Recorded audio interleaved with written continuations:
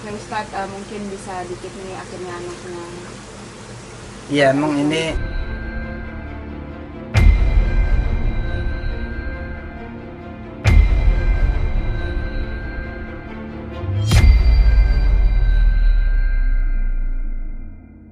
Temukan.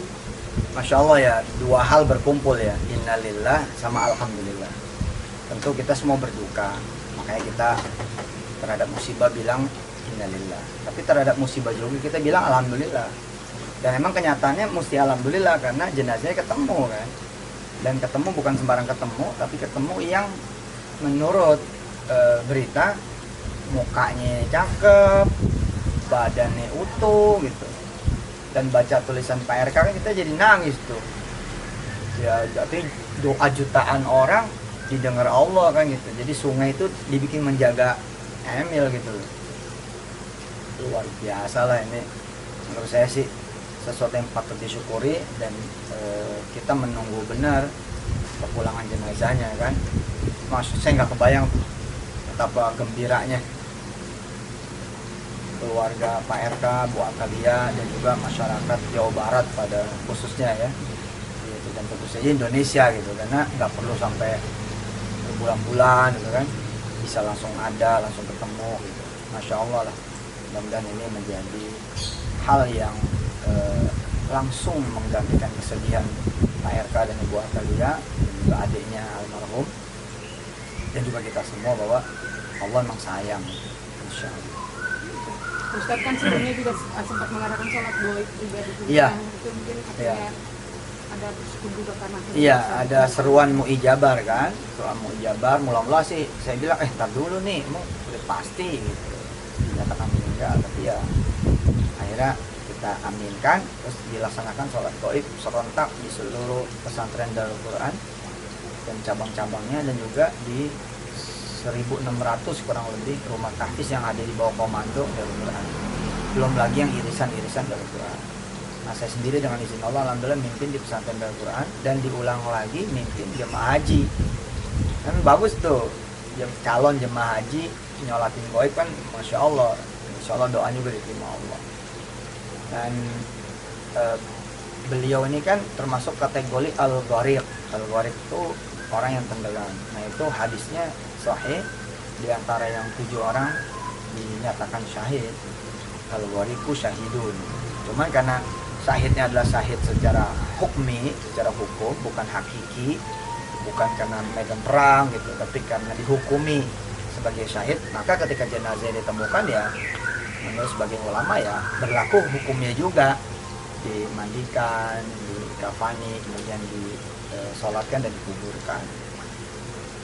Ya, dan senang ada fisiknya gitu, bukan berarti senang meninggal lah ya, maksudnya ya kan kalau sampai nggak ketemu kan jadi nggak jelas kan di mana ini almarhum, ya kan ini bakal jadi horor terus-terusan, akan jadi trauma terus-terusan. Tapi kalau begini kan masya Allah ada jasadnya, dan lagi baik ya, mungkin karena masalah adat juga dan memang kepatutan nggak bisa dipublish mungkin ya.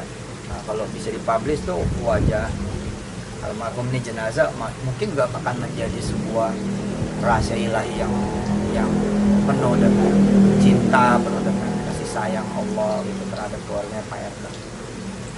Ustadz itu kan dari tulisannya Pak RK juga katanya walaupun sudah 2 minggu menghilang dari sini, tapi jenazahnya bau harum, bau eukaliptus. Iya. Seperti apa sih kalau Iya, emang ada orang-orang yang dianugerahi oleh Allah kemulusan jasad, ada orang yang dianugerahi oleh Allah kemudian kesempurnaan jasad, senyuman ketika sakratul mautnya bersih. Saya ada jamaah tuh kulitnya kayak apa tahu gitu, jeleknya, kotornya, lukanya gitu. Begitu meninggal loh, set, itu bersih tuh. Itu di salah satu rumah sakit, entah saya lupa RCM apa di RSPAD gitu, lupa saya, tapi antara 2 rumah sakit itu bersih, hebat kan itu. Ada orang-orang seperti itu gitu, dan kita berdoa mudah-mudahan kita seperti itu. Jangan sampai kita nih cakep itu kelihatannya kan, begitu meninggalnya jelek banget.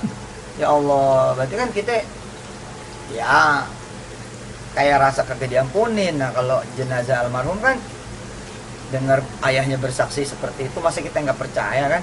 Nah, insya Allah dah mudah-mudahan benar-benar diampuni, benar-benar syahid dan menjadi saya bilang menjadi nasihat. Apa menjadi nasihatnya? Yub'atsu kullu 'abdin, gitu kan? Orang itu akan diwafatkan, gitu ya. Ala mamata alaih. Bagaimana cerita dia juga matinya. Ntar orang dibangkitkan, bagaimana cerita dia dimatiin deh. Nah, menurut Imam Hafiz di salah satu kitabnya At-Taisir di Syarhi Al-Jami' As-Shaghir, ay yamut gitu ala ma'asha alaih. Di mana nanti ditentukan juga dari kebiasaan ketika dihidup. Misalkan kita senengnya sepedaan nih, barangkali gitu meninggalnya terus sepedaan gitu. Ntar kayak almarhum kan senengnya di air, berenang, menyelam dan olahraga air. Meninggalnya di air. Itu satu hal.